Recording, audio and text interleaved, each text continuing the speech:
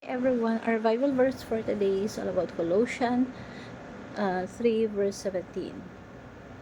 And whatever you do, whatever word or deed, do it in the name of the Lord Jesus, giving thanks to God the Father through Him. At sabi sa Tagalog, anuman ang inyong gawin sa salita o sa gawa, gawin inyo ang lahat sa pangalan ng Panginoon Jesus na may pagpapasalamat sa Diyos Ama sa pamamagitan niya. So, yung teaching po natin for today is we are created to be God's reflection. Na sa lahat ng ginagawa natin, whether in word or deed, we do it in the name of the Lord Jesus and giving thanks to God the Father. So,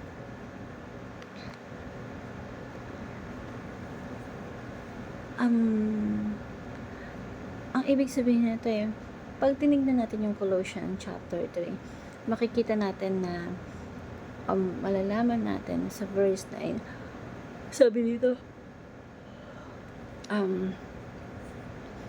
yung ating lumang pagkatao na namuhay sa kasalanan, kailangan nating hubarin at isuot na natin ang ating bagong pagkatao, which is being renewed in knowledge in the image of our Lord God, the image of the Creator, and that is our Lord Jesus Christ.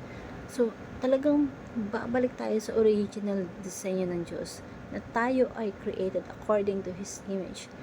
Tayo ay may imahe ng Diyos sa atin, na para bang ang Diyos ay lumikha ng representation niya, ng representative niya, nakamukha niya, na kumbaga, pag tinignan tayo, nasasalamin dapat yung Diyos sa ating mga buhay. That we are created to be God's reflection. Ibig sabihin, nire-reflect natin ang Diyos sa mga tao sa paligid natin.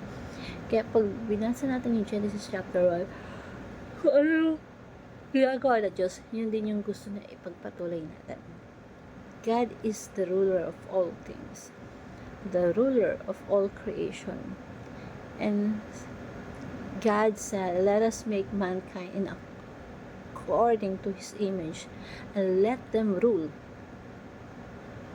Inutusan ang tao na mamahala. So yung tao, ibig sabihin, i-reflect talaga yung Diyos. And maganda magkaroon tayo ng heart searching moment. Unawain natin yung ating mga puso. Am I representing God? Am I reflecting the character of God? Yung pagmamahal ko ba sa tao sa paligid ko, yun ba yung pagmamahal ng Diyos na nararanasan ko sa Kanya? Am I reflecting God? Yung tipong kapag kasama mo yung partner mo, nararamdaman niya na ang kasama niya is ang God.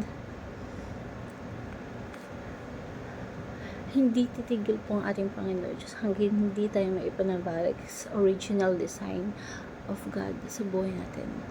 As perfect as He is, babalik tayo sa original design of God, yung imahe niya. Yung makikita natin, kumbaga, we are created to be God's reflection, and we ought to speak and act like Jesus. And dapat umpisahan na natin na sa lahat ng ginagawa natin, whether word, whether in deeds, do it in the name of the Lord Jesus Christ. And dahil tayo nilikhaan ng Diyos according to His image, binabago tayo ng Diyos araw-araw. Therefore, we ought to speak and act like Jesus. Ngayon pa lang, simulan na natin magsalita. Practicein na natin yung pananalita natin. Malinis, nakaka-inspire, nakaka-uplift, nakaka-rebuke, nakakapag-correct. Gentle, pero firm. We ought to speak like Jesus, and we need to act like Jesus. So, hindi lang, kumbaga, lahat tayo dapat salang-sala kung paano tayo magsalita at anong ginagawa natin. Kasi, ang tanong na dapat natin nilalagay sa ating puso at isipan Ito ba ay worthy? Ito ba ay karapat-dapat na pagsamba sa Diyos? Kasi sabi dito, gawin niyo sa lahat sa pangalan ni Jesus, in the name of Jesus, na you're helping the people around you, you're blessing your people with your words. Yung mga tao sa paligid natin, hindi man nila nakakalala, dapat yung motivation sa puso natin is nararamdaman nila that something different, because we are the representations of God, at malaki yung pagbabago sa buhay natin. Why? Because this time we're speaking and we're doing things, whatever we're doing, in the name of the Lord Jesus Christ. So ayaw natin, ikaw ba, gusto mo ba ipahiya yung Panginoong Diyos? No, di ba? So dapat lahat ng ginagawa natin maayos. Dapat lahat ng ginagawa natin nakakalugod sa Diyos. Nakakapagbigay inspiration.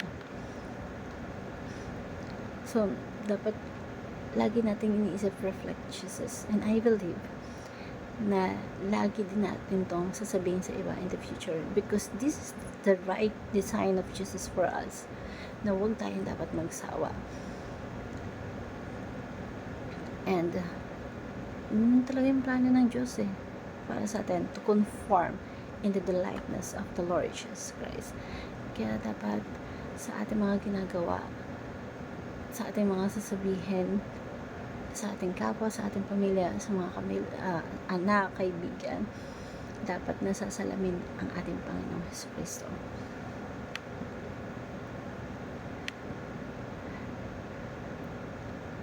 And kumbaga parang yung church yun is the body of Christ. Kaya kung nasan ka mang lupalop ng mundo, dapat pagpatuloy mo kung ano yung ginawa ng Panginoong Jesucristo. We have to reflect our Lord Jesus Christ. So application yun, reflect Jesus, aim high as an ownership to Jesus, and